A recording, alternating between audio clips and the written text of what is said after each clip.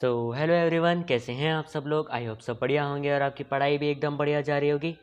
तो आप सभी का हम स्वागत करते हैं आपके इस खूबसूरत से चैनल फील ऑफ फिज़िक्स में। तो अभी हम पढ़ रहे थे चैप्टर हीट एंड एनर्जी और आज है उसका लेक्चर नंबर 2। तो लेक्चर नंबर 2 में हम पढ़ेंगे थर्मल एक्सपेंशन क्या होता है और हम पढ़ेंगे एनोमेलस एक्सपेंशन ऑफ वाटर क्या होता है। ठीक है, ये टॉपिक समझने में काफ़ी लोगों को दिक्कत आती है, पर आज हम इसको फील के साथ पढ़ेंगे। ठीक है, तो स्टार्ट करें आज का लेक्चर। चलो स्टार्ट करते हैं आज का लेक्चर अपने पहले टॉपिक से, जो कि है थर्मल एक्सपेंशन। अब देखो, हमें एक चीज़ तो पता होगी कि अगर हमारे पास कोई भी चीज़ है, अगर हम उसको, जैसे मान लो, रुको, अगर हमारे पास कोई भी चीज़ है और अगर हम उसको हीट करेंगे, उसका टेम्परेचर बढ़ाएंगे, तो क्या होता है, ये चीज़ थोड़ा एक्सपेंड हो जाती है, मतलब इस चीज़ का थोड़ा सा साइज़ बढ़ जाता है। ये चीज़ देखी होगी। जैसे अगर मैं बात करूं कि कोई भी हम एक रॉड ले लें, अगर एक मेटल का रॉड ले लें और अगर हम उसे हीट करें, नीचे से ऐसे फायर आग लगा दें और हम उसको हीट करें, तो कुछ टाइम के बाद क्या होता है कि इसकी ऐसे थोड़ी सी लेंथ यहाँ से बढ़ जाएगी, यहाँ से ऐसा। ये चीज़ तो हमें पता ही है। तो यही एक रीज़न भी होता है, अगर मैं प्रैक्टिकल इसकी बात करूं, कि जब हमें वायर वगैरह होती है ना, हम रोड पे देखते हैं वायर्स वगैरह लगी रहती हैं, तो वो ना थोड़े से लूज़ छोड़े जाते हैं। जैसे एक रोड है मान लो और ये दो खंबे हैं, तो इनके बीच में क्या होता है, वायर्स थोड़ा ऐसे लूज़ होती हैं। वो क्यों? क्योंकि गर्मियों के टाइम पे तो इनका टेम्परेचर बढ़ जाता है और ये एक्सपेंड हो जाती हैं। ये एक्सपेंड हो जाती हैं और थोड़ी सी लूज़ हो जाती हैं। वहीं ठंड में क्या होता है कि ये कॉन्ट्रैक्ट हो जाती हैं। ये कॉन्ट्रैक्ट हो जाती हैं, मतलब ये थोड़ी सी सिकुड़ जाती हैं। इस वजह से ऐसे सीधी हो जाती हैं। अगर हम शुरू से ही सीधी वायर लेते, तो ठंड के टाइम क्या होता है, ये कॉन्ट्रैक्ट कर जाती और ये यहाँ से टूट सकती थी।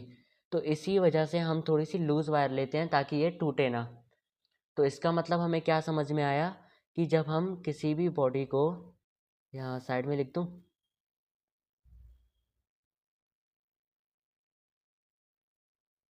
यहाँ लिख लेता हूँ, कि जब हम किसी भी बॉडी को अगर हम हीट करेंगे, तो क्या होगा, वो एक्सपेंड करेगी, उसका साइज़ थोड़ा सा बढ़ जाएगा।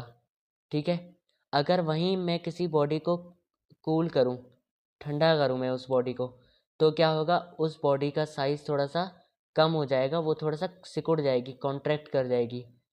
जैसे ठंड में अगर हम अपना भी एग्जांपल लेते हैं, हम सिकुड़ के बैठते हैं ना, मतलब ये वैसे उससे रिलेटेड नहीं है, बट एक याद करने के लिए एक ट्रिक जैसा, कि ठंड में हम सिकुड़ के बैठते हैं, तो वैसे ही कूल करने पे क्या होगा, चीज़ें कॉन्ट्रैक्ट होंगी और हीट करने पे क्या होगा, चीज़ें एक्सपेंड होंगी। ठीक है। तो इसका मतलब क्या हुआ, थर्मल एक्सपेंशन का मतलब क्या हुआ। देखो, थर्मल का मतलब मैंने पहले भी बताया था, हीट से है, और एक्सपेंशन का मतलब फैलना या साइज बढ़ना, डायमेंशंस बढ़ना, वो। तो expansion of substance on heating is called thermal expansion of the substance. मतलब हीट करने पे अगर कोई भी बॉडी एक्सपेंड हो रही है, तो हम उसको क्या बोलेंगे, थर्मल एक्सपेंशन। अब अगर मैं जैसे एक क्यूब की बात करूं, एक सॉलिड 3D की चीज़ की बात करूं, तो उसमें क्या होता है, उसको जब हम हीट करते हैं ना, उसको जब भी हम हीट करें, तो उसकी लेंथ भी बढ़ती है, ब्रेड्थ भी बढ़ती है और हाइट भी बढ़ती है उसकी। मतलब उसमें एल, बी, एच तीनों बढ़ते हैं, अगर मैं किसी 3D चीज़ की बात करूं। मतलब अगर ये एक सॉलिड हो गया, जैसे ये एक क्यूब की तरह लग रहा है ना, तो एक सॉलिड हो गया, तो वैसे ही सॉलिड्स क्या होते हैं, उनकी लेंथ भी बढ़ेगी, ब्रेड्थ भी बढ़ेगी और हाइट भी बढ़ेगी। तो इसका मतलब क्या हुआ, क्या ये हर डायमेंशन में, हर डायरेक्शन में एक्सपेंड हो रही है। क्या ये हर डायरेक्शन में एक्सपेंड हो रही है, यहाँ से भी एक्सपेंड होगी, यहाँ से भी एक्सपेंड होगी, यहाँ पीछे से भी होगी, यहाँ से भी होगी, यहाँ से भी, यहाँ से भी, मतलब हम जिस भी डायरेक्शन की बात करेंगे वो एक्सपेंड होगा। कोई भी, अगर मैं सॉलिड बात करूँ, अगर 3D चीज़ की बात करूँ। ठीक है। अब आते हैं आगे। पहली बात आती है लीनियर एक्सपेंशन। लीनियर एक्सपेंशन का मतलब देखो, नाम से ही लग रहा है, लीनियर में एक शब्द आ रहा है लाइन। अब लाइन का क्या होता है, जैसे मान लो मैंने एक लाइन खींची, तो जब भी मैं एक लाइन खींचता हूँ, क्या मैं ये कहता हूँ कि इस लाइन की लंबाई कितनी है। जब भी हम कोई लाइन बनाते हैं तो हम उसकी लेंथ या लंबाई मेजर करते हैं ना। कभी भी हम ये तो नहीं कहते कि इस लाइन का एरिया बताओ, ऐसा कहते हैं नहीं। तो इसका मतलब जब भी लीनियर या लाइन की बात है, तो उस केस में क्या होगा, लीनियर एक्सपेंशन में क्या होगा, इंक्रीज इन लेंथ होगा। जैसे फॉर एग्जांपल मान लो ये एक रॉड है, ठीक है, ये वाला रॉड, इसको मैंने क्या करा, हीट कर दिया, तो कुछ टाइम के बाद क्या होगा, इसकी थोड़ी सी लेंथ बढ़ जाएगी, एक्सपेंड हो जाएगी। इसका मतलब हीट करने की वजह से इसकी थोड़ी सी लेंथ में चेंज आया, लेंथ बढ़ी, तो मैं इस चीज़ को क्या कहूँगा, लीनियर एक्सपेंशन कह सकता हूँ ना। वैसे ही मान लो मैंने एक सीधा सा एक पेज टाइप, जैसे पेज होता है ना, पेज कैसे होता है, 2D में होता है ना पेज, क्योंकि पेज की थिकनेस एकदम बहुत पतली होती है, उसको हम गिनते भी नहीं है। तो पेज एक इतना पतला होता है कि उसकी थिकनेस बहुत कम होती है, जिसकी वजह से क्या करते हैं हम 2D में लेते हैं उसको। तो वैसे ही अगर मैं एक मेटल की ऐसे प्लेट मान लूँ, एक मेटल की ऐसे सीधी सीधी पेज जैसी प्लेट है, ठीक है, एक मेटल प्लेट है, और अगर मैं इसको हीट करूँ, अगर मैं इसको हीट करूँ, तो देखो लेंथ के पास तो सिर्फ एक ही ऑप्शन था कि वो ऐसे में बढ़े, पर इसके पास दो ऑप्शंस हैं, एक तो वो ऐसे में भी बढ़ सकता है और ऐसे में भी बढ़ सकता है। इसका मतलब इसकी लेंथ भी बढ़ सकती है और इसकी ब्रेड्थ भी बढ़ सकती है, और लेंथ और इनटू ब्रेड्थ को हम क्या कहते हैं, एरिया कहते हैं। तो इसका मतलब जब हम इसको हीट करेंगे ना, तो इसका पूरा एरिया, ये वाला जो एरिया है ना, ये पूरा का पूरा एक्सपेंड होगा। और इस चीज़ को हम क्या कहेंगे, इस चीज़ को हम कहेंगे सुपरफिशियल एक्सपेंशन। मतलब सुपरफिशियल एक्सपेंशन के केस में एरिया हमारा इंक्रीज होगा। इतना आया। फिर आते हैं क्यूबिकल एक्सपेंशन। जैसे क्यूबिकल एक्सपेंशन मैंने यहाँ पे भी समझाया कि ये एक क्यूब है, ये हर डायरेक्शन में, मतलब लेंथ में भी चेंज होगा, ब्रेड्थ में भी और हाइट में भी। और length into breadth into height को हम क्या कहते हैं, वॉल्यूम कहते हैं। बिल्कुल, वॉल्यूम कहते हैं हम इसको। तो इसका मतलब क्या हुआ, अगर मैं क्यूबिकल एक्सपेंशन की बात करूं, तो उसका मतलब क्या होगा, इंक्रीज इन वॉल्यूम। आ गया इतना। जैसे नाम से भी पता लग ही रहा है, लीनियर में लेंथ, सुपरफिशियल में एरिया, और क्यूबिकल में वॉल्यूम। इतना आ गया। अभी देखो कुछ ज़रूरी बातें, जैसे हमें ये चीज़ पता होगी कि जो सॉलिड्स होते हैं उनमें मॉलिक्यूल्स बहुत पास पास पास पास होते हैं, ये चीज़ हमें पता है। और वहीं अगर मैं लिक्विड्स की बात करूं, तो उसमें थोड़ा थोड़ा दूर होते हैं। और वहीं अगर मैं गैसेस का कहूँ तो उसमें बहुत दूर होते हैं। तो अगर मैं इन तीनों को हीट करूँगा, तो सबसे ज़्यादा एक्सपेंड क्या होगा, अगर मैं इन तीनों को सेम अमाउंट ऑफ हीट दूँ, तो सबसे ज़्यादा एक्सपेंड कौन सी चीज़ करेगी, क्या ये गैस करेगी। क्यों, क्योंकि इसके मॉलिक्यूल्स पहले से ही दूर दूर हैं, तो इनको और दूर जाने में, इनको और दूर जाने में और ज़्यादा आसानी होगी, क्योंकि पहले से दूर दूर है ना। पर वहीं सॉलिड के केस में बहुत पहले पास पास हैं, तो इनको दूर करने के लिए मुझे ज़्यादा हीट देनी पड़ेगी। इसका मतलब जब भी हम किसी चीज़ को इक्वल अमाउंट ऑफ हीट देते हैं ना, तो जो लिक्विड्स होती हैं वो सॉलिड से ज़्यादा एक्सपेंड करती हैं, और जो गैसेस होती हैं वो लिक्विड से भी ज़्यादा एक्सपेंड करती हैं।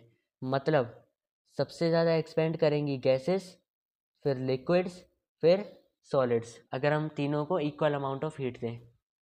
इतना आ गया। पर होता क्या है कि हर चीज़ में अब देखो एक्सेप्शन तो मिलती ही है, ठीक है। तो इस चीज़ में एक्सेप्शन क्या है, मान लो अगर हम वाटर को 0 डिग्री सेल्सियस पे है, एक वाटर, हम हमारे पास थोड़ा सा वाटर है 0 डिग्री सेल्सियस पे, अगर हम उसको 4 डिग्री सेल्सियस तक हीट करें, अब हीट करने पे तो वो वाटर एक्सपेंड होना चाहिए, पर हमने ये देखा कि वो वाटर एक्सपेंड नहीं हुआ, वो वाटर उल्टा क्या हुआ, कॉन्ट्रैक्ट हो गया हीट करने पर। वहीं कुछ और एग्जांपल्स हैं, सिल्वर आयोडाइड। जब हमने सिल्वर आयोडाइड को 80 डिग्री सेल्सियस से 141 डिग्री सेल्सियस तक हीट करा, तब भी वो कॉन्ट्रैक्ट कर गया एक्सपेंड होने के बजाय। और वहीं अगर हमारे पास सिलिका है, वो भी किस टेम्परेचर पे, -80 डिग्री सेल्सियस से भी नीचे के टेम्परेचर में। तो जब मान लो हमारे पास -90 डिग्री सेल्सियस पे है वो, ठीक है, तो जब हम उसको -80 डिग्री सेल्सियस तक हीट करेंगे ना, तो भी हमने ये देखा कि वो चीज़ क्या कर रही है, कॉन्ट्रैक्ट कर रही है हीट करने पे। जबकि होनी क्या चाहिए थी, होनी चाहिए थी एक्सपेंड, पर हुई क्या, कॉन्ट्रैक्ट। तो इस चीज़ को हम क्या कहते हैं, इस चीज़ को हम कहते हैं एनोमेलस, एनोमेलस एक्सपेंशन। इस चीज़ को हम क्या कहते हैं, एनोमेलस एक्सपेंशन। और इस चैप्टर में हम पढ़ने वाले हैं सिर्फ एनोमेलस एक्सपेंशन ऑफ वाटर, ठीक है, तो स्टार्ट करें एक बार। चलो पहले हम यहाँ पे पढ़ते हैं एनोमलस एक्सपेंशन ऑफ वाटर होता क्या है। देखो फॉर एग्जांपल मैं कहता हूँ कि मेरे पास पहले 0 डिग्री पे वाटर था। वैसे तो 0 डिग्री पे वाटर फिर आइस बन जाता है, पर मान लो मैंने 0 डिग्री सेल्सियस पे, अभी वो आइस बना नहीं है, अभी जस्ट 0 डिग्री सेल्सियस हुआ है उसका टेम्परेचर। ठीक है, तो अब देखो यहाँ पे वैसे मैं बार बार हीट या कोल्ड लिखूंगा नहीं। अगर मैं रेड कलर से एरो बना रहा हूँ तो उसका मतलब है मैं हीट कर रहा हूँ, रेड हीट का साइन होता है ना। और अगर मैं ब्लू कलर से एरो बना रहा हूँ तो ये समझ जाना कि मैं कूल कर रहा हूँ। एक बार मैं यहाँ कोने में लिख देता हूँ ताकि भूलो ना। मैं बार बार नहीं लिखूंगा हीट और कोल्ड, मैं यहाँ पे बस एक ही बार लिख लेता हूँ कि इसका मतलब क्या है, हीट है रेड एरो का, और ब्लू एरो का मतलब क्या है, कूल है। ठीक है, तो मान लो मेरे पास 0 डिग्री सेल्सियस पे वाटर था, अब मैंने उसको हीट करा, और मान लो हीट करके मैं उसको लेके आया 4 डिग्री सेल्सियस पे। अब होना क्या चाहिए था, होना तो चाहिए था एक्सपेंड। क्यों, क्योंकि मैंने उसको क्या करा था, हीट करा था। पर हुआ क्या असली में, हुआ क्या, हुआ कॉन्ट्रैक्ट। ठीक है, हुआ कॉन्ट्रैक्ट। अब जब मैंने उसको 4 डिग्री सेल्सियस के बाद हीट करा, मतलब 4 डिग्री सेल्सियस पे तो कर दिया, अब मैंने इसके बाद इसको अगर और हीट करा तो वो एक्सपेंड होने लग जाएगा। मतलब पहले वो कॉन्ट्रैक्ट हुआ, उसके बाद वो एक्सपेंड हुआ। इतना आ गया। ठीक है, तो अभी अगर मान लो मैंने वाटर लिया 10 डिग्री सेल्सियस पे, और अभी मैं कर रहा हूँ इसको कूल, अभी मैं ठंडा कर रहा हूँ, और मान लो मैंने इसको 4 डिग्री सेल्सियस तक क्या करा, कूल करा, ठंडा करा, तो होगा क्या, 10 डिग्री सेल्सियस या किसी भी और टेम्परेचर से 4 डिग्री सेल्सियस तक जाने में, यहाँ से यहाँ तक जाने में शुरू में तो क्या होगा, कॉन्ट्रैक्ट होगा जैसा होना चाहिए था। ठंडा होने पे कॉन्ट्रैक्ट होना चाहिए था ना, तो वो चीज़ तो हुई।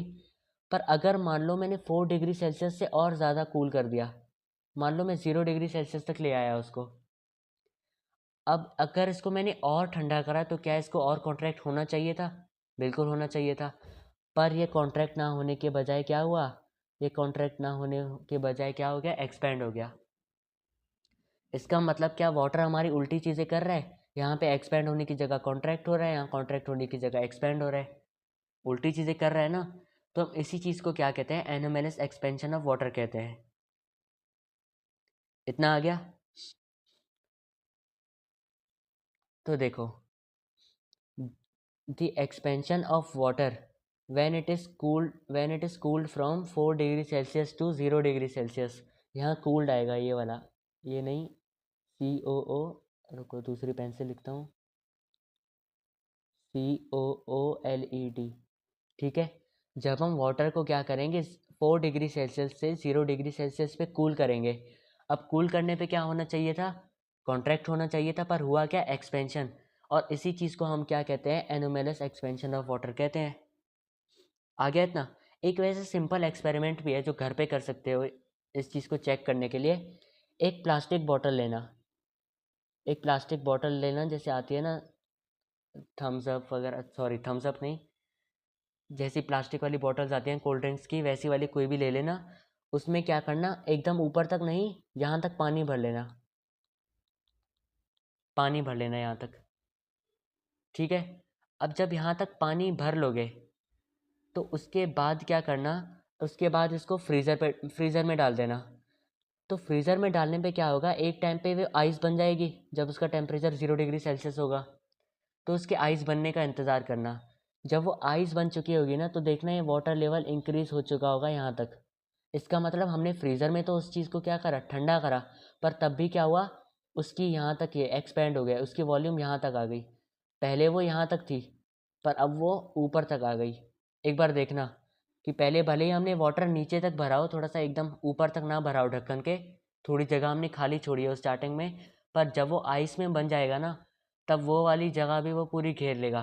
मतलब वाटर क्या हो गया, एक्सपेंड हो जाएगा ठंडा होने पे। एक बार ये एक्सपेरिमेंट सब लोग करके देखना, कुछ नहीं करना, सिर्फ पानी जमाना है। ठीक है, तो अब देखो, अब अगर मैं कह रहा हूँ कि कोई चीज़ एक्सपेंड हो रही है, तो क्या मैं ये कह सकता हूँ कि उसकी वॉल्यूम बढ़ रही होगी, कह सकता हूँ ना। जैसे कोई चीज़ एक्सपेंड हो रही है तो उसकी वॉल्यूम बढ़ रही होगी, ये कह सकता हूँ मैं। बिल्कुल। और अगर कोई चीज़ कॉन्ट्रैक्ट हो रही है तो उसकी वॉल्यूम घट रही होगी, तभी तो कॉन्ट्रैक्ट कॉन्ट्रैक्ट होने का मतलब क्या है, सिकुड़ना। और अगर कोई चीज़ सिकुड़ रही है तो उसका मतलब क्या है, उसकी वॉल्यूम घट रही है ना। तो अब देखो, अब अगर मैं ये चीज़ कहूँ कि अगर मैं टेम्परेचर बढ़ा रहा हूँ, अगर मान लो मैंने 0 डिग्री सेल्सियस पे था पहले और मैं टेम्परेचर को बढ़ा रहा हूँ, तो जैसे जैसे मैं टेम्परेचर बढ़ाऊँगा पहले वॉल्यूम कम होगी।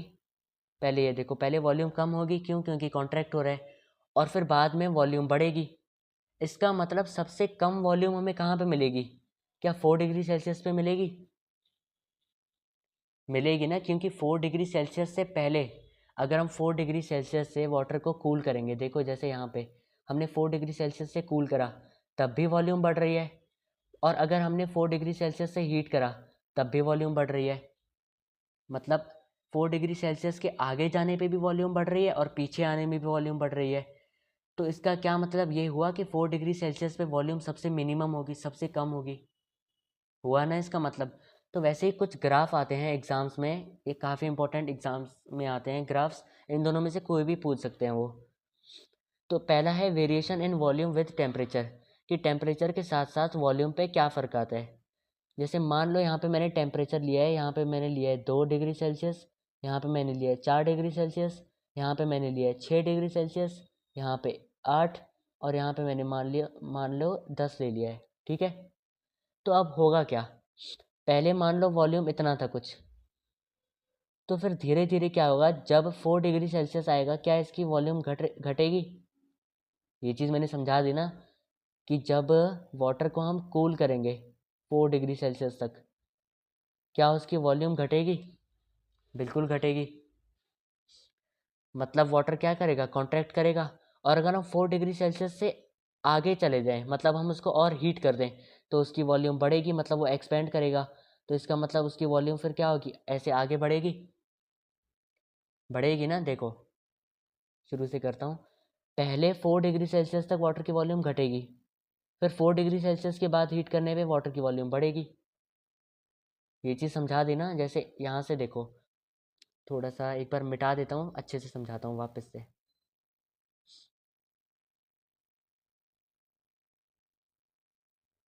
अभी देखो यहाँ पे फोकस करो। जब हमने 0 डिग्री सेल्सियस से 4 डिग्री सेल्सियस तक वाटर को क्या करा, हीट करा, तो क्या हुआ, अगर हमने हीट करा तो इसकी क्या हुई, इसकी वॉल्यूम कम हुई। मतलब वाटर को हीट करने पे क्या होना चाहिए था, एक्सपेंड होना चाहिए था, पर वो कॉन्ट्रैक्ट हुआ और उसकी वॉल्यूम कम हो गई। इतना आया। पर वहीं अगर मैंने वाटर को 4 डिग्री सेल्सियस से 0 डिग्री सेल्सियस पे क्या करा, ठंडा करा, कूल करा, तो ठंडे करने पे क्या होना चाहिए था, इसकी वॉल्यूम कम होनी चाहिए थी, कॉन्ट्रैक्ट होना चाहिए था। पर इसकी वॉल्यूम कम नहीं हुई, इसकी वॉल्यूम बढ़ गई। तो इसका मतलब यहाँ पे वॉल्यूम पहले कम थी और यहाँ पे जाके बढ़ रही है। ठीक है। तो इसका मतलब मिनिमम वॉल्यूम कहाँ पे आएगी, क्या 4 डिग्री सेल्सियस पे आएगी? आएगी। तो अब मैंने क्या करा, अब अगर मैंने 4 डिग्री सेल्सियस से आगे किसी और टेम्परेचर पे, मान लो 10 डिग्री सेल्सियस तक ही मैंने इसको गर्म करा, तो जब मैंने इसको यहाँ से यहाँ तक ऐसे गर्म करा, तब क्या हुआ, तब क्या एक्सपेंड हुआ, मतलब इसकी वॉल्यूम बढ़ी। इसका मतलब 4 डिग्री सेल्सियस से हीट करने पे भी वॉल्यूम बढ़ रही है और 4 डिग्री सेल्सियस से कूल करने में भी वॉल्यूम बढ़ रही है। तो क्या मिनिमम वॉल्यूम 4 पे आएगी? बिल्कुल आएगी। तो वैसे ही इस ग्राफ से पता लग रहा है कि अगर मैंने यहाँ से, मतलब मान लो 0 डिग्री है यहाँ पे, ठीक है, मान लो 0 डिग्री सेल्सियस से मैंने 4 डिग्री सेल्सियस तक अगर इसको हीट करा, तो वॉल्यूम इसकी कम हो रही है, देखो कम हो रही है। और अगर वहीं मैंने 4 डिग्री सेल्सियस से 10 डिग्री सेल्सियस तक हीट करा, तब वॉल्यूम बढ़ रही है। इसका मतलब मिनिमम वॉल्यूम कहाँ पे आ रही है, 4 डिग्री सेल्सियस पे आ रही है। बिल्कुल आ रही है। अब देखो, एक चीज़ आती थी डेंसिटी, जो कि क्या होती थी, मास अपॉन वॉल्यूम होती थी। क्या एक्सपेंड होने पे वाटर का मास चेंज होता है? वाटर या किसी भी सब्सटेंस का मास कभी भी चेंज नहीं होता एक्सपेंड होने पे, कभी भी नहीं। ठीक है। इसमें सिर्फ क्या चेंज हो रहा है, इसमें सिर्फ वाटर की वॉल्यूम चेंज हो रही है, हो रही है। अब अगर देखो, अब अगर वॉल्यूम बढ़ेगी तो डेंसिटी घटेगी, और अगर वॉल्यूम घटेगी तो डेंसिटी बढ़ेगी। ये चीज़ आती है ना, अगर वॉल्यूम घटेगी तो डेंसिटी बढ़ेगी। तो इस केस में देखो क्या हो रहा है, 4 डिग्री सेल्सियस तक जाने में इसकी वॉल्यूम घट रही है, तो डेंसिटी क्या होगी, 4 डिग्री सेल्सियस पे बढ़ जाएगी। और अगर 4 डिग्री सेल्सियस पे वॉल्यूम हमारी क्या है, थोड़ा अच्छे से लिखता हूँ, अगर 4 डिग्री सेल्सियस पे हमारी वॉल्यूम मिनिमम है, तो क्या 4 डिग्री सेल्सियस पे हमारी डेंसिटी मैक्सिमम हो जाएगी? बिल्कुल हो जाएगी। क्यों? क्योंकि डेंसिटी किस पे डिपेंड करती है, मतलब वैसे तो डिपेंड नहीं करती, पर अगर वॉल्यूम चेंज हो रहा हो तो वो वॉल्यूम पे डिपेंड करेगी, और अगर वॉल्यूम घटेगा तो डेंसिटी बढ़ेगी। ये चीज़ आती है ना। तो वैसे ही अगर वॉल्यूम 4 डिग्री सेल्सियस पे मिनिमम है, तो डेंसिटी क्या 4 डिग्री सेल्सियस पे मैक्सिमम हो जाएगी? बिल्कुल। तो वैसे हम यहाँ पे ले लेते हैं टेम्परेचर 0, 2, 4, 6, 8, 10। तो 4 डिग्री सेल्सियस पे मैं क्या कह सकता हूँ, डेंसिटी मैक्सिमम होगी, और उससे पहले भी कम होगी, उसके बाद में भी कम हो जाएगी। थोड़ा अच्छे से बनाता हूँ ग्राफ को। पहले भी कम होगी, फिर धीरे धीरे बढ़ेगी, 4 डिग्री सेल्सियस पे मैक्सिमम हो जाएगी। 4 डिग्री सेल्सियस पे देखो मैक्सिमम हो गई, और उसके बाद फिर से घटने लग जाएगी। तो यहाँ पे क्या है, इन दोनों ग्राफ्स में एक चीज़ रिलेट कर पा रहे हो, जहाँ जहाँ वॉल्यूम घट रही है वहाँ वहाँ डेंसिटी बढ़ रही है, और जहाँ जहाँ वॉल्यूम बढ़ रही है वहाँ वहाँ डेंसिटी घट रही है। इतना आ गया समझ में? तो इन दोनों में से, इन दोनों ही ग्राफ्स में से कोई ना कोई एक तो आता ही है एग्जाम में, तो इन दोनों को अच्छे से कर लेना। अब बोले कि यहाँ पे तो हमने बता दिया कि 4 डिग्री सेल्सियस पे मैक्सिमम डेंसिटी होगी, पर होगी कितनी? तो 4 डिग्री सेल्सियस पे डेंसिटी जो होगी वो होगी 1 ग्राम पर सेंटीमीटर क्यूब। ठीक है, और यही होती है वाटर की मैक्सिमम डेंसिटी, जो कि हम अक्सर न्यूमेरिकल्स में लेते हैं।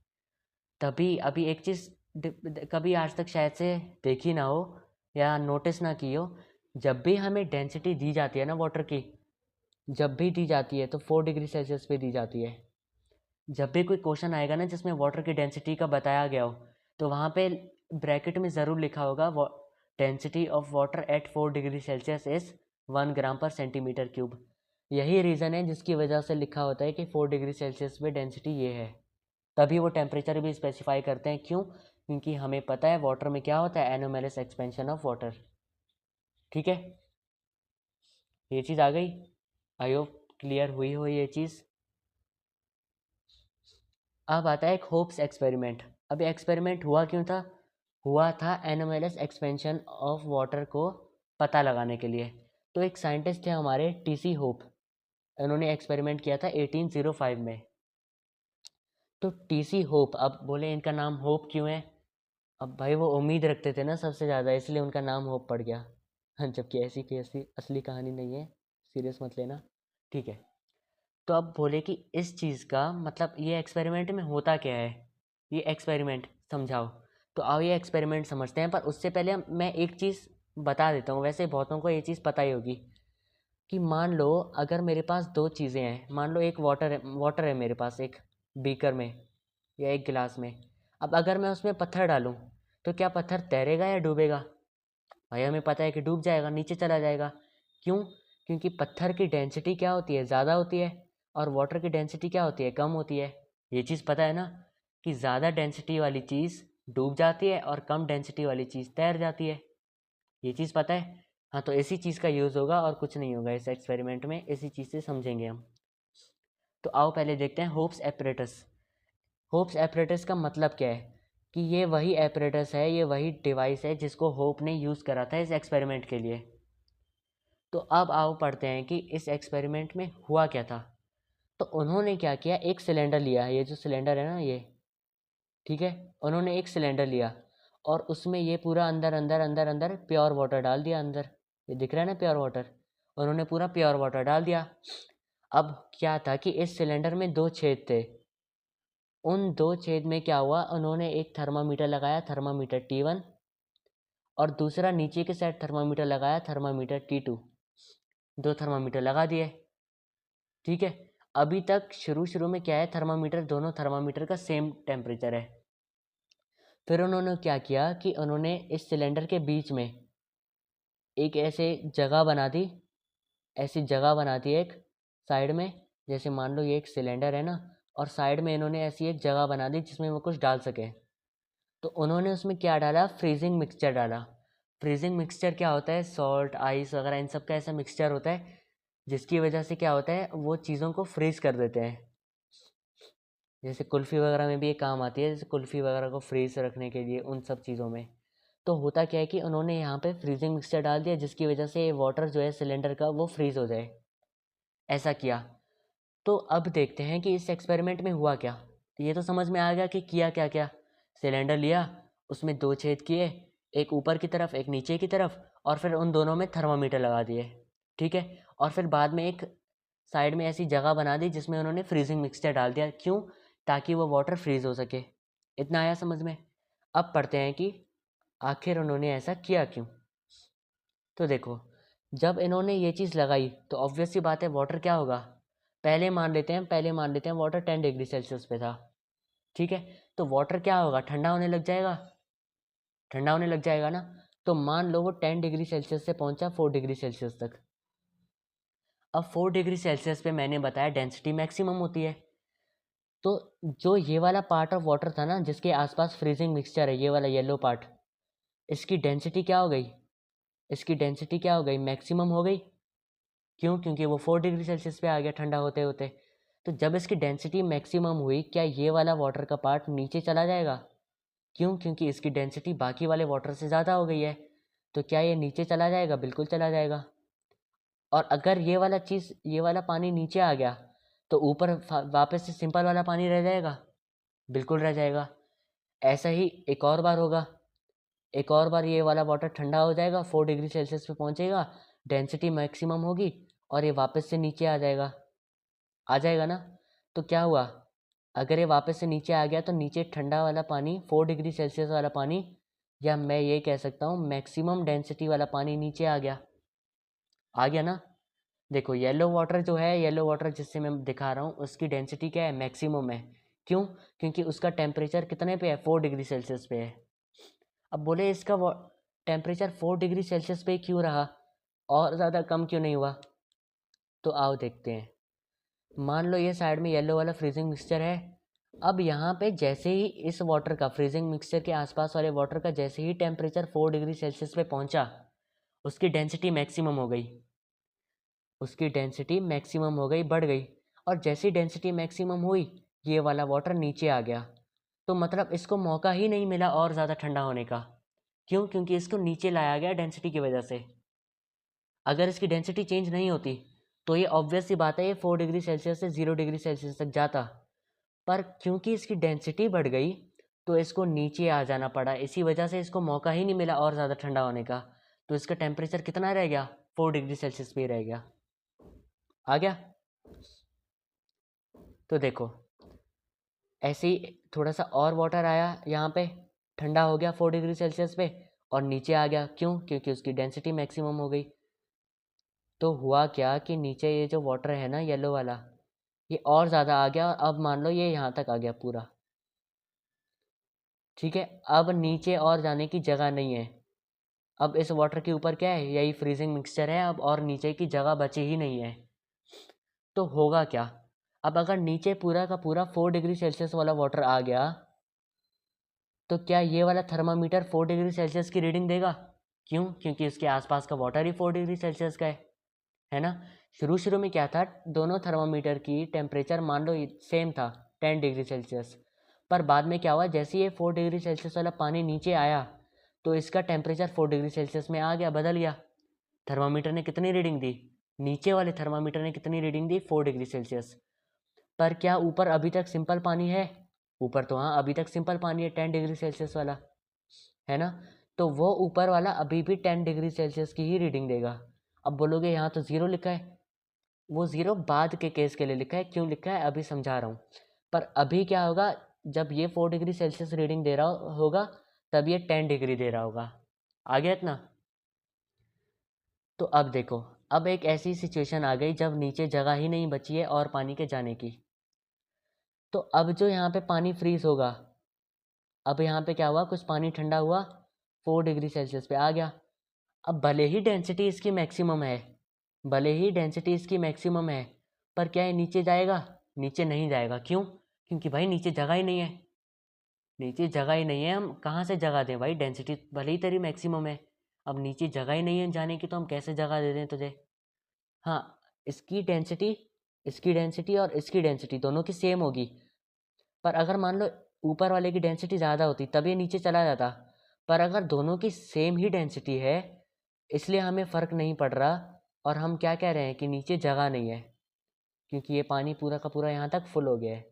तो मान लो यहाँ तक इसकी डेंसिटी बढ़ गई, अब नीचे जाने की जगह ही नहीं है, तो क्या होगा, ये 4 डिग्री सेल्सियस से और ज़्यादा कम हो जाएगा टेम्परेचर इसका, 0 डिग्री सेल्सियस तक पहुँच जाएगा।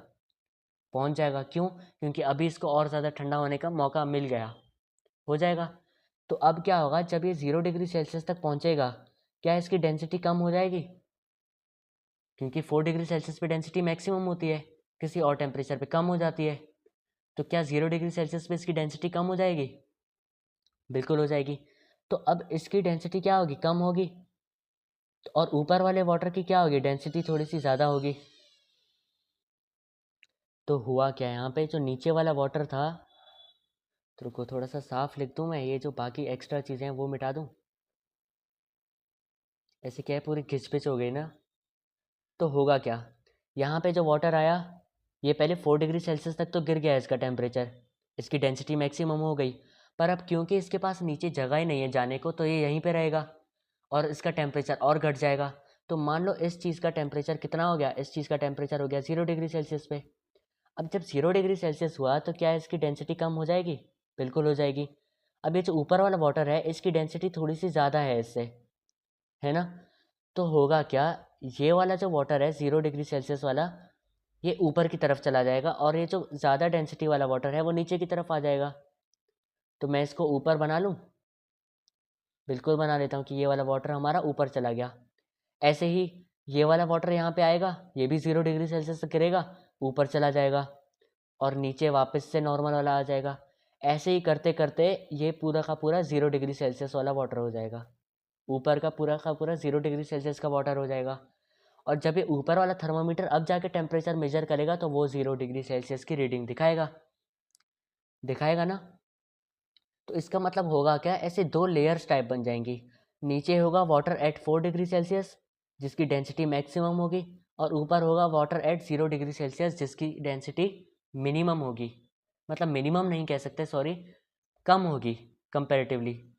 ठीक है, तो अब इस चीज़ से प्रूव क्या हुआ, इस चीज़ से ये प्रूव हुआ, क्योंकि ये थर्मामीटर हमें दिखा रहा है ना कि जब हमारा टेम्परेचर 4 डिग्री सेल्सियस है तब क्या है, तब जो डेंसिटी है वो मैक्सिमम है। और डेंसिटी मैक्सिमम कब होगी, जब वॉल्यूम घट रही होगी। और यहाँ से हमें क्या दिखा कि जब टेम्परेचर 0 डिग्री सेल्सियस है तब क्या होगा, तब डेंसिटी कम है हमारी थोड़ी सी, और अगर डेंसिटी कम है तो वॉल्यूम ज़्यादा होगी।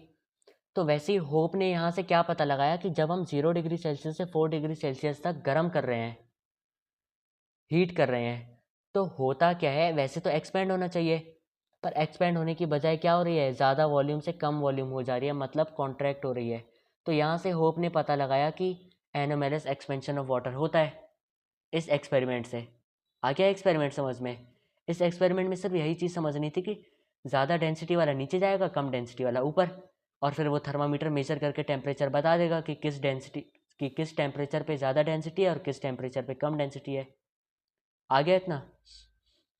तो वैसे ही देखो, T1 टेम्परेचर में क्या हुआ, T1 टेम्परेचर में 10 डिग्री सेल्सियस से 0 डिग्री सेल्सियस तक टेम्परेचर गिरा। वहीं T2 टेम्परेचर में क्या हुआ, 10 डिग्री सेल्सियस से 4 डिग्री सेल्सियस तक की टेम्परेचर गिरा और वहीं पे रह गया, कांस्टेंट हो गया। क्यों कांस्टेंट क्यों हुआ 4 डिग्री सेल्सियस पे? क्योंकि ये वाला वाटर चेंज थोड़ी हो रहा है, ये वाला वाटर 4 डिग्री सेल्सियस पे ही है, इसका टेम्परेचर भी चेंज नहीं हो रहा। ठीक है, तो वैसे ही इसके भी कुछ ग्राफ बनते हैं। पहला आता है T1 के लिए, T1 थर्मामीटर के लिए, दूसरा आता है T2 के लिए। तो देखो T1 को देखो, T1 दिख रहा है, T1 में क्या हुआ, 10 डिग्री सेल्सियस से 0 डिग्री सेल्सियस तक टेम्परेचर गिरा। तो क्या मैं इसको ऐसे बना सकता हूँ कि मान लो यहाँ पे इसकी वैल्यू थी 10 डिग्री सेल्सियस, और मान लो यहाँ पे है इसकी वैल्यू 0 डिग्री सेल्सियस, तो क्या इसका टेम्परेचर मैं मान सकता हूँ ऐसे ऐसे ऐसे ऐसे ऐसे गिरा, रुको अच्छे से बनाता हूँ, ऐसे ऐसे ऐसे गिरा, मान सकता हूँ ना। फिर लास्ट में ज़ीरो आ गया और यहाँ से क्या हो गया, जब ये 0 आया तो ये स्टेबल हो गया, आ गया इतना। अब वहीं यहाँ पे T2 को देखो, 10 डिग्री पे था, फिर 4 डिग्री पे क्या हुआ, 4 डिग्री पे आके कांस्टेंट हो गया। तो मैं इसका क्या कर सकता हूँ, पहले 10 डिग्री सेल्सियस पे था और मान लो यहाँ पे है 4 डिग्री सेल्सियस, और ये देखो टेम्परेचर और टाइम का ग्राफ है, ठीक है, टाइम के साथ साथ बता रहा हूँ। तो कुछ टाइम के बाद क्या हुआ, कुछ टाइम के बाद क्या हुआ, कुछ मिनट के बाद ये ऐसे, थोड़ा अच्छे से बना लेता हूँ, ऐसे ऐसे, रुको 1 सेकंड है, थोड़ा अपनी कलाकारी दिखा दूँ। हाँ, तो पहले वो 10 डिग्री सेल्सियस पे था, फिर वो 4 डिग्री सेल्सियस पे आया और यहाँ से क्या हुआ, कांस्टेंट हो गया, ये 0 तक नहीं पहुँचा। तो ये आ गया, होप्स एक्सपेरिमेंट समझ में आ गया ना कि कौन सी चीज़ें क्यों हुई, कैसे हुई, वगैरह वगैरह सब कुछ। तो यहाँ की कुछ ऑब्जर्वेशन हुई, हमने पढ़ ली कि जो दोनों थर्मामीटर हैं T1 and T2, initially same temperature था उनका, पर बाद में क्या हुआ कि जो T2 थर्मामीटर था, उसको हमने 4 डिग्री सेल्सियस, मतलब हमने देखा कि जो T2 का थर्मामीटर का टेम्परेचर है वो 4 डिग्री सेल्सियस पे आके रुक गया। यहाँ पे स्टडी नहीं होगा, यहाँ पे होगा स्टेडी। स्टेडी, स्टेडी मतलब कांस्टेंट हो गया, वहीं पे रुक गया। लेकिन वहीं पे जब हम थर्मामीटर T1 की बात करें तो उसका टेम्परेचर क्या हुआ, उसका टेम्परेचर क्या हुआ, फॉल हो गया, कब तक, 0 डिग्री सेल्सियस तक, और तब उसके बाद वो भी स्टेडी हो गया, मतलब वहीं कांस्टेंट हो गया।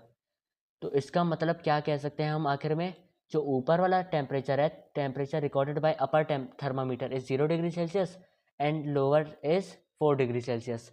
अब बोले लोअर से 4 डिग्री सेल्सियस ही क्यों, क्योंकि लोअर में कौन सा होगा, वाटर, मैक्सिमम डेंसिटी वाला, और मैक्सिमम डेंसिटी कब होती है, 4 डिग्री सेल्सियस पे होती है। एक बार इस चीज़ के बारे में खुद सोच के देखना, ठीक है, एक बार खुद सोचना तभी फील आएगी। इतना आ गया, पूरा एक्सपेरिमेंट अच्छे से क्लियर है। अभी आते हैं consequences of anomalous expansion of water, ठीक है, कि इसके कंसिक्वेंसेस क्या होते हैं, मतलब रिजल्ट्स वगैरह या रीजंस, ऐसा भी समझ सकते हो कंसिक्वेंसेस का मतलब, ठीक है। तो पहला आता है, जो एनोमलस एक्सपेंशन ऑफ वाटर होता है ना, वो क्या करता है, हेल्प करता है किसमें, प्रिजर्विंग, मतलब इन सेविंग द एक्वेटिक लाइफ, जैसे मछली वगैरह, इन सब के जीवन के लिए, इन सब के जीवन जीने के लिए ये एनोमलस एक्सपेंशन ऑफ वाटर काफ़ी ज़रूरी होता है। बोले ऐसा कैसे, तो देखो, मान लो ये है एक तालाब, अब तालाब में क्या होती है, मच्छी होती है, मच्छी, तो मच्छी मैं बाद में बनाऊंगा। तो देखो, होता क्या है कि जब ठंडी का टाइम आता है, अब जब ठंडी का टाइम आता है तो क्या टेम्परेचर कम होता है, बिल्कुल होता है। तो जब टेम्परेचर कम होता है ना, तो मान लो इस वाटर की शुरू शुरू वाली ऊपर ऊपर वाली लेयर का टेम्परेचर मान लो गिर गया 4 डिग्री सेल्सियस तक, ठीक है। तो जब इसका टेम्परेचर 4 डिग्री सेल्सियस तक गिरा, तो क्या ये वाली लेयर नीचे आ जाएगी, आ जाएगी, ये वाली लेयर्स मान लो नीचे आ गई 4 डिग्री सेल्सियस पे। ऐसे ही और थोड़ा सा पानी भी आ जाएगा नीचे 4 डिग्री सेल्सियस पे, नीचे इकट्ठा होता जाएगा 4 डिग्री सेल्सियस वाला, क्यों, क्योंकि 4 डिग्री सेल्सियस पे डेंसिटी क्या होती है, मैक्सिमम होती है, तो ज़्यादा डेंसिटी वाली चीज़ नीचे आ जाएगी।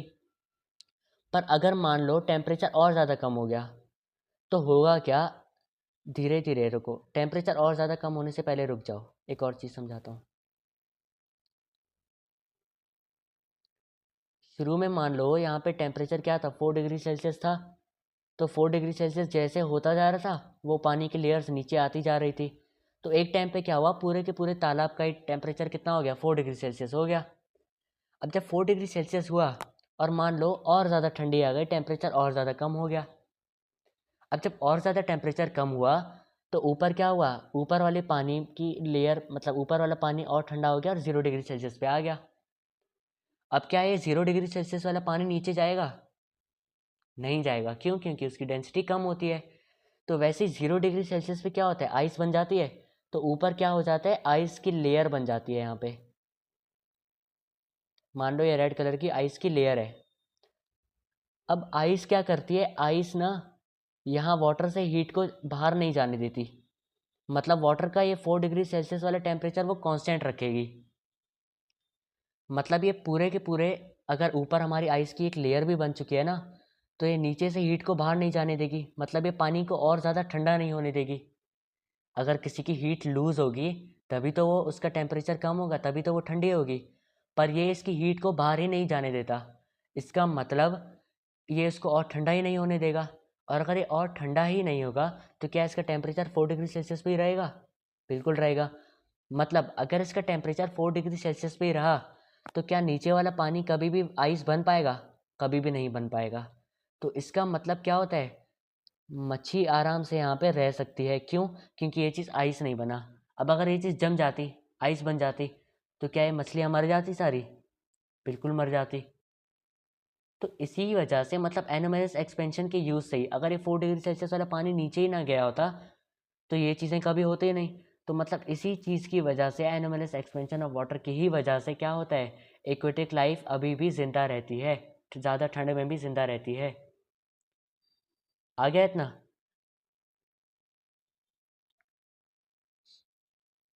अब दूसरा है, anomalous expansion of water is responsible for bursting of water pipes. अब देखो, मान लो हमारे पास ये एक पाइप है वाटर का, ठीक है, इसमें अब पानी बह रहा है, पानी किसी भी मान लो टेम्परेचर पे बह रहा है। तो अब मान लो ठंडी का टाइम आया, टेम्परेचर कम हो गया। अब जब टेम्परेचर कम हुआ 4 डिग्री सेल्सियस पे, तो क्या हुआ, मैक्सिमम डेंसिटी है और वॉल्यूम कम है 4 डिग्री सेल्सियस पे। पर जब ये टेम्परेचर कम होकर 0 डिग्री सेल्सियस पे जाएगा, जब ये टेम्परेचर 0 डिग्री सेल्सियस तक जाएगा, मतलब जब वाटर और ज़्यादा ठंडा होगा, तो ठंडे होने पर क्या कॉन्ट्रैक्ट होना चाहिए था, पर कॉन्ट्रैक्ट होता नहीं है वाटर। वाटर तो क्या हो जाता है, एक्सपेंड हो जाता है। तो होगा क्या कि ये जो पानी है ना वो अंदर से एक्सपेंड हो जाएगा, इसकी वॉल्यूम बढ़ जाएगी। और जब ये एक्सपेंड होगा तो क्या इसकी यहाँ पे लेयर्स पे, इस पाइप की लेयर्स पे, पाइप की वॉल्स पे प्रेशर बढ़ेगा। और जब ये प्रेशर बढ़ेगा ना तो ये पाइप फूट जाते हैं। ज़्यादा ठंडी में हमने देखा होगा कि पाइप जो है ना वो फूट जाते हैं और यहाँ से पानी लीक होना शुरू हो जाएगा, यहाँ से पानी लीक होना शुरू हो जाएगा। क्यों? क्योंकि यहाँ से पानी, पाइप फूट गया। अब पाइप क्यों फूटा? क्योंकि वाटर और ज़्यादा ठंडा होने पे कॉन्ट्रैक्ट होने की बजाय एक्सपेंड हो गया। यही होती है ना प्रॉपर्टी वाटर की, कि वो एक्सपेंड हो जाता है ठंडा होने पर। कहाँ से कहाँ ठंडा होने पर? 4 डिग्री सेल्सियस से 0 डिग्री सेल्सियस तक ठंडा होने पर वो क्या हो जाता है, एक्सपेंड हो जाता है। आ गया इतना? तो आई होप आज का मैंने जो जो पढ़ाया हो वो सब चीज़ें समझ में आ गई हो। अगर कोई डाउट हो तो पूछ लीजिएगा। तब तक के लिए सभी को थैंक यू, और पढ़ाई करते रहें। All the very best.